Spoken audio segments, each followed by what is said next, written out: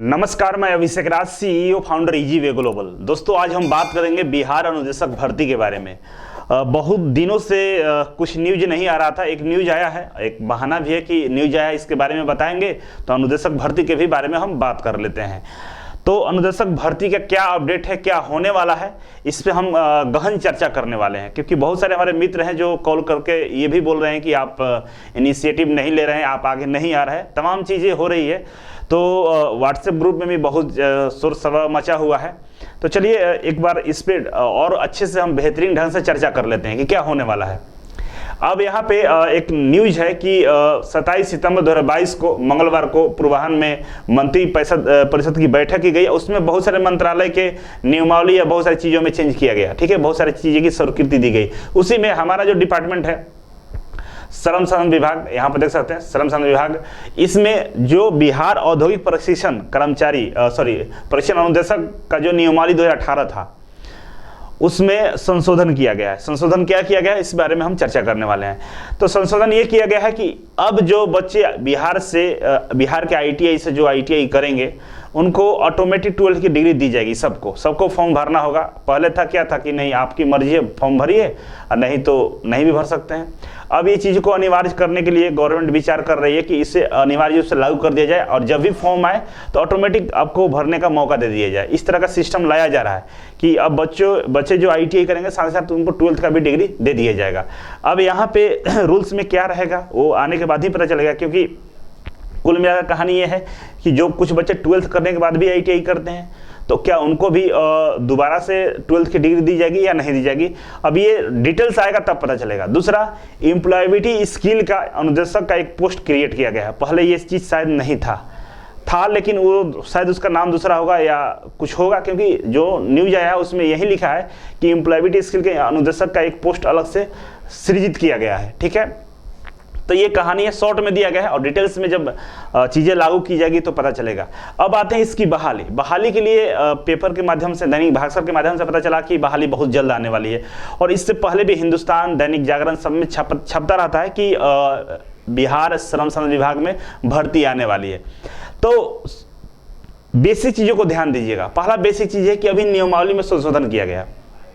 तो नियमावली में संशोधन किया गया, मंत्री परिषद से अनुमति मिला। अब फिर ये जाएगा हमारे जो तकनीकी सहयोग है उसके पास भेजा जाएगा, फिर वो उसके अनुसार बहाली लेगा। क्योंकि एम्प्लॉयबिलिटी स्किल को भी ऐड किया गया है, एक पद अनुदेशक का। तो ये प्रक्रिया अनवरत चल रहा है। ठीक है। दूसरा कि सरकार बदल जा रही है। ठीक है ना, सरकार बदले, मंत्री जी बदल गए, तो अब नए मंत्री जी आए हैं, उनको बहुत सारी चीज़ें अभी समझना होगा मंत्रालय के बारे में। और हो सकता है वहाँ पे भी बहुत सारे सिस्टम होते हैं, उनको समझने में टाइम लग सकता है। हो सकता है वो कुछ और समझ रहे हों, और प्रेशर होता है मंत्रालय का। जैसे कि जो गेस्ट अनुदेशक हैं, जो संविदा पे हैं, उन लोगों का अपना अलग डिमांड है, गेस्ट वालों को अलग डिमांड है, वो लोग भी अपने डिमांड को लेकर वहाँ पहुँचेंगे। और जो CITS किए हुए लोग हैं, उनकी भी अलग समस्याएं हैं, वो लोग अपनी समस्याओं को लेकर पहुंचेंगे। प्राइवेट कॉलेज वाले हैं, वो अपनी समस्याएं लेकर पहुंचेंगे। और इन सबके भी सबसे बड़ा जो नुकसान है वो बच्चों का है। ITI जो कर रहे हैं बिहार से, सबसे बुरी दशा उन लोगों का है कि उनको मतलब स्किल के नाम पे, पढ़ाने के नाम पे बिल्कुल धोखा दिया जा रहा है। और ये पिछले 5-6 सालों से किया जा रहा है। अब भर्ती के लिए जो हमारे ऊपर बताया जाता है कि आप आगे आइए, बोलिए। देखिए, सरकार एक तो पहली है कि जो सरकार आई है वो बोली है कि हम भर्ती देंगे, सरकारी नौकरी देंगे। तो सरकारी नौकरी देने के लिए प्रयासरत है। इसमें अगर हम लोगों की तरफ से मंत्री जी के पास नहीं जाना एक बड़ा फैक्टर बन सकता है। हो सकता है लेट से वैकेंसी आए, क्योंकि याद दिलाना भी तो हमारी जिम्मेवारी होती है कि हम, देखिए, नए मंत्री जी आए हुए हैं तो उनको बहुत सारी चीज़ों की जानकारी देना भी हमारी जिम्मेवारी है। लेकिन मंत्रालय इसमें क्या करने वाला है कोई नहीं जानता है। क्योंकि पेपर की न्यूज़ पर आप लोग भरोसा ना करें। दूसरा चीज़ है कि हम लोगों में बहुत भारी कमी की यूनिटी नहीं है, यूनाइट हम लोग नहीं है। 10 तरह के संगठन, 10 तरह के लोग हैं, 10 तरह के विचार बन गए हैं, और एक दूसरे पर किसी को भरोसा नहीं है। हमारी संख्या 3-4 हज़ार है, लेकिन आते हैं 10-15 लोग, और 10-15 लोग ही सक्रिय हैं। तो इससे कुछ नहीं होने वाला है। और कुल मिलाकर याद रखिएगा कि अगर आप अभी जागते नहीं हैं, आपको अभी अंदर से आत्मा नहीं जाग रही है, तो ध्यान रखिएगा कि गेस्ट अनुदेशक परमानेंट हो जाएंगे और आप ताकते रह जाएंगे। 900 के आसपास गेस्ट अनुदेशक है ना, वो परमानेंट होंगे, और कॉन्ट्रैक्ट वाले भी 218 के आसपास है, वो भी होंगे, क्योंकि उन लोगों में यूनिटी है, उन लोगों के पास पैसे हैं, वो लोग लड़ते हैं, और हम लोग 50 रुपए के लिए आपस में झगड़ा करते हैं, एक दूसरे पे उंगली उठाते हैं। सब लोग फोन से जानकारी लेना चाहेंगे, कॉल पे पूछेंगे क्या हुआ क्या नहीं हुआ, लेकिन आने के लिए बोल दीजिए तो नहीं आएंगे।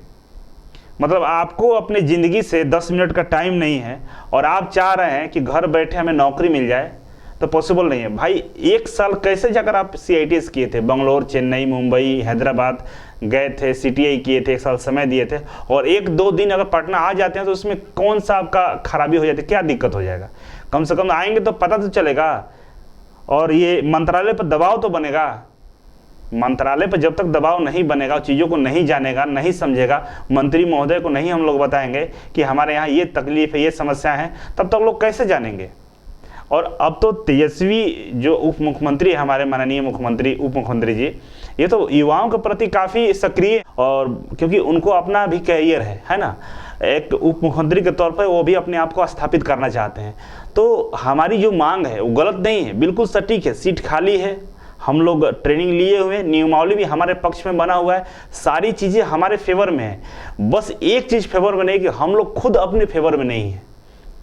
हम लोग 10-5 रुपए के चक्कर में, या बोल सकते हैं कि किसी की बातों के चक्कर में आकर हम लोग बर्बाद हो रहे हैं। और ये पेपर में नाम छपवाने वाले जो लोग हैं ना, जिनका पेपर में नाम छपवाने की जल्दी पड़ी रहती है, संगठन के हम अध्यक्ष हो गए, हम संगठन के ये हैं वो हैं, अपना एक संगठन बना रहा है, ये कर रहे हैं, तो उन लोगों को तो एक नेतागिरी करना है, उनको नाम छपवाना है, उनको ये करना है, उनको वो करना है, उनको नौकरी नहीं करना है।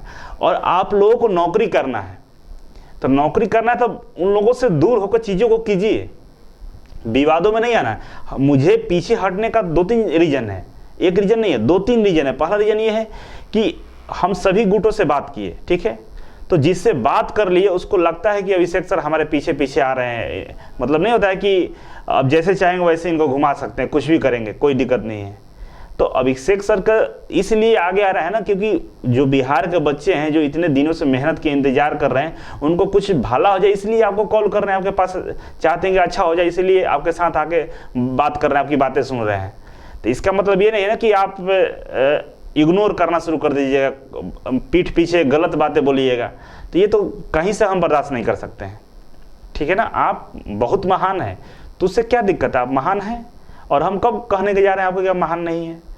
दूसरा रीजन ये है कि जो कुछ लोग हैं जो टांग खींचने वाले हैं, कहीं 50 रुपया कहीं 20 रुपया दे दिए, खर्च हो गया, तो मतलब पूरे CITS करने में वो 50,000 खर्च कर दिए, लेकिन 50 रुपये 20 रुपया दे दिए हैं, तो उसकी हिसाब होनी चाहिए।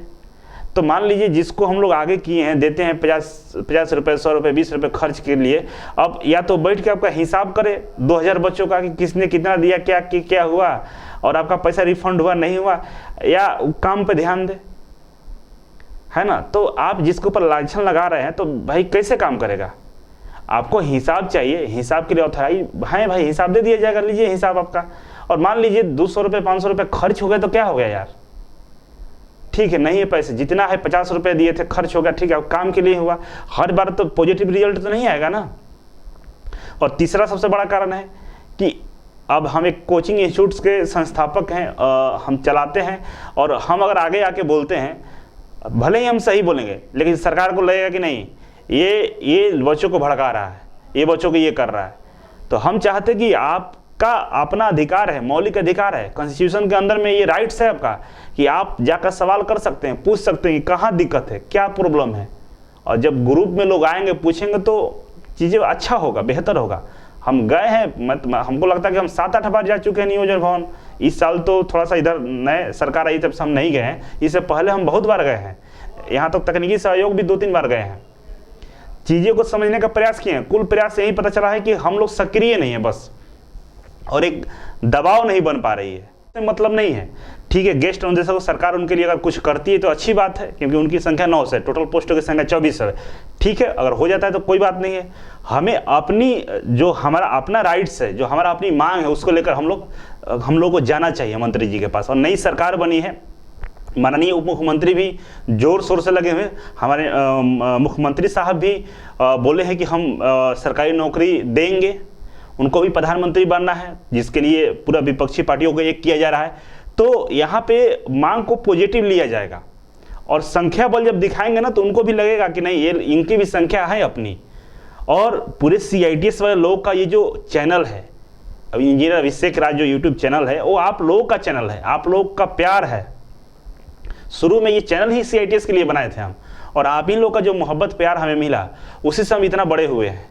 और हम नहीं चाहते हैं कि आप लोगों की नज़र में हम मतलब थोड़ा गलत इमेज बने। हम चाहते हैं बिल्कुल, हम तो कोई CITS वाला मिलता है तो हमें लगता है कि मेरा भाई मिल रहा है, इस तरह का फीलिंग आती है, क्योंकि मैंने उस चीज़ों को फील किया है, वो स्ट्रगल को देखा है, वो ज़िंदगी को जिया है।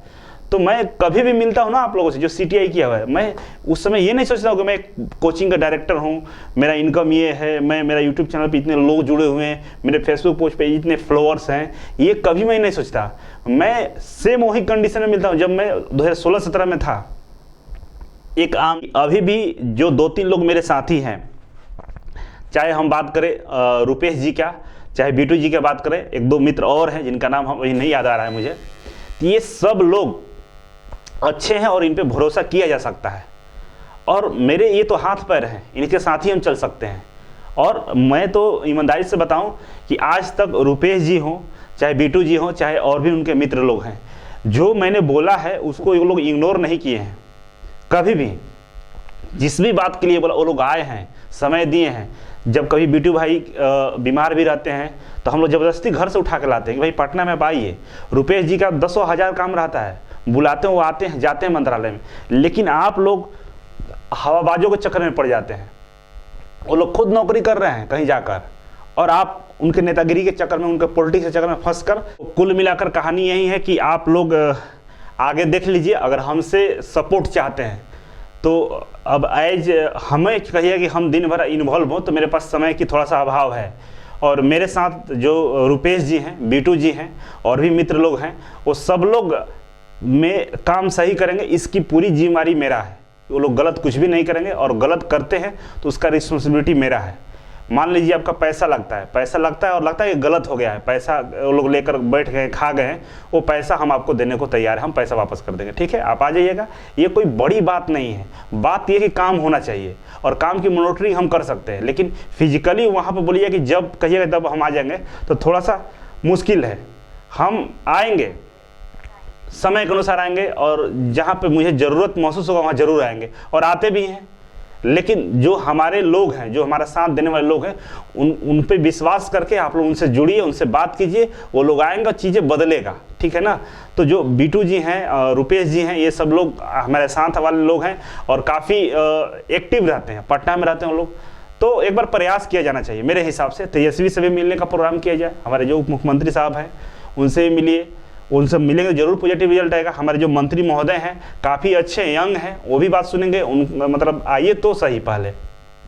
तो चलिए ओवरऑल अब देखते हैं क्या रिस्पॉन्स मिलता है, और रिस्पॉन्स अगर सही रहा तो रुपेश जी का नंबर आप लोगों के पास होगा, या बीटू जी का होगा, उनको पास कॉल कीजिए, उनसे बोलिए हम तैयार हैं, ठीक है। आगे मिलते हैं फिर नए वीडियो में। Thank you so much.